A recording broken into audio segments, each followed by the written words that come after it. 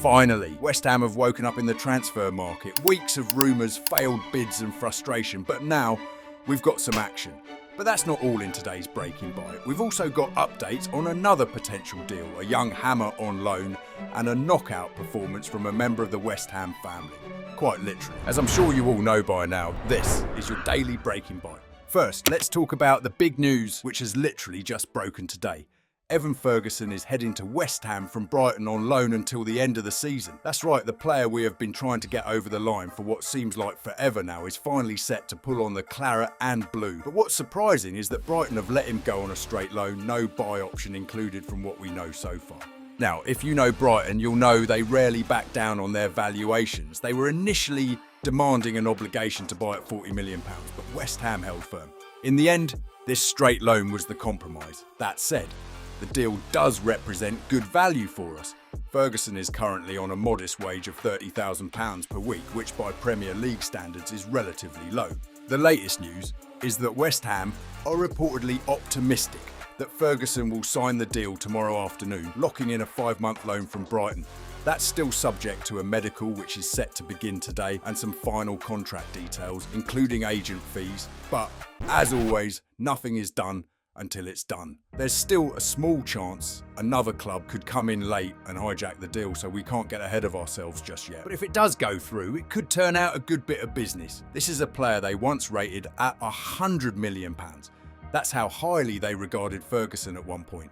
Injuries have disrupted his momentum and his form has suffered as a result, but let's be clear, this is still a 20-year-old striker with huge potential. And for Graham Potter, this move makes complete sense. Potter has been an admirer of Ferguson for years. He was the one who brought him to Brighton in 2021 and handed him his English football debut at just 17 years old.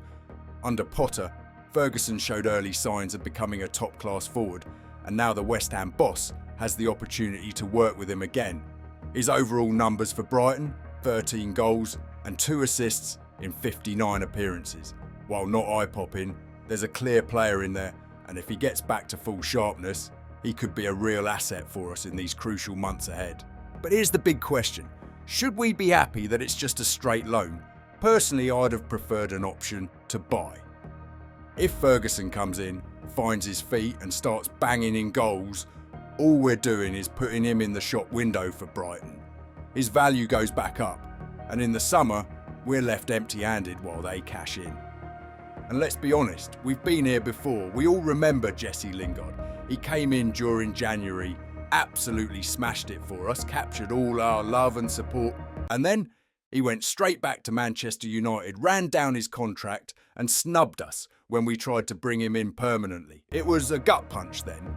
And if Ferguson shines for us but ends up back at Brighton with an even stronger reputation, we'll have played right into their hands. On the flip side, if he doesn't quite work out, we're not stuck with an expensive obligation. But let's be real here, we all know about our supposed injury curse, and Ferguson, he's already had his fair share of injury problems. I'm not trying to be negative, but at this point, I fully expect it. There's only so many times it can happen before you just start bracing yourself for the inevitable. So what do you think? Would you have wanted an option to buy, or is a short-term fix exactly what we need right now? Now yes, this is a West Ham football-related channel, but we're going to talk about boxing for a minute. Why? Because academy player Gideon Kodua's brother, Joel Kodua, has just made a serious statement in the super welterweight division. Last night, he put in an absolutely dominant performance, knocking Lloyd Jermaine down 3 times before sealing the win in style. And to top it all off, after the fight, he threw up the hammer sign. You love to see it. I mean, let's be honest. We're so massive that football simply isn't big enough for us anymore. Forget just dominating in European football. West Ham are now taking over other sports. As for Joel's younger brother Gideon, he is currently on a season-long loan at Wycombe Wanderers in League One.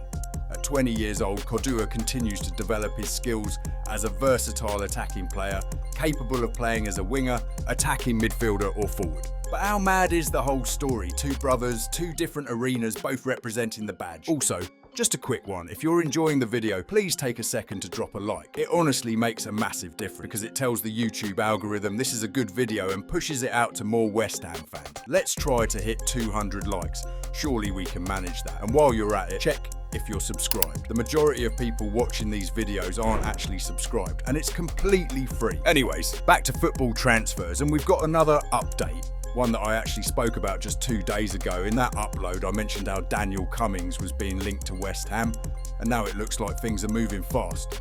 Sky Sports has reported that West Ham have made a bid in the region of £500,000 to sign the Celtic striker in this window. The 18-year-old has agreed a pre-contract with the club, and West Ham are now looking to do a deal with Celtic before tomorrow's deadline. And if this goes through, it means we'll be securing yet another promising attacker for the future. With Ferguson arriving now and Cummings potentially joining in the summer, the club seems to be making moves to strengthen our attacking options. And speaking of young talent, let's check in on one of our own, George Earthy. Now, we all remember Earthy's unforgettable moment in a West Ham shirt.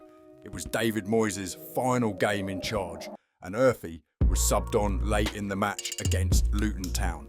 Minutes later, he marked the occasion by scoring a goal in our 3-1 victory. A moment that had fans excited about what he could bring to the first team in the future. Since then, Earthy has been out on loan at Bristol City, and yesterday he was handed another start. By many accounts, he had a decent game, showing flashes of his ability in midfield. But not every Bristol fan was convinced. One supporter tweeted, "Questions need to be asked of George Earthy. There's obviously a player in there, but so far I can't help but feel disappointed by his performances." It's fair to say it's been a mixed loan spell so far, but yesterday he showed glimpses of promise. He was even denied what could have been a crucial goal after a brilliant last-ditch interception which blocked his shot, a moment that on another day could have made all the difference. With our current lack of attacking depth, could Potter look at recalling him for the rest of the season? Does he need more time out on loan, or would bringing him back into the squad now be the right move? Let me know what you think.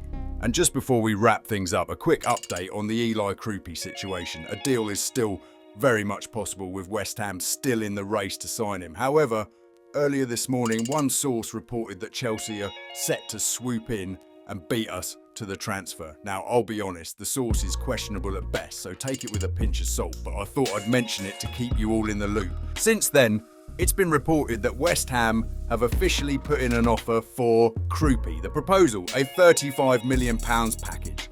That includes an initial £15 million fee, with an extra £10 million triggered if he reaches a set number of appearances, and another £10 million if he hits a certain goal tally. If anything advances with this link, you can be sure I'll be here to break the news. Other than that, West Ham could add one more midfielder, as reported by Fabrizio Romano. That's it for today, and I really hope you enjoyed this one.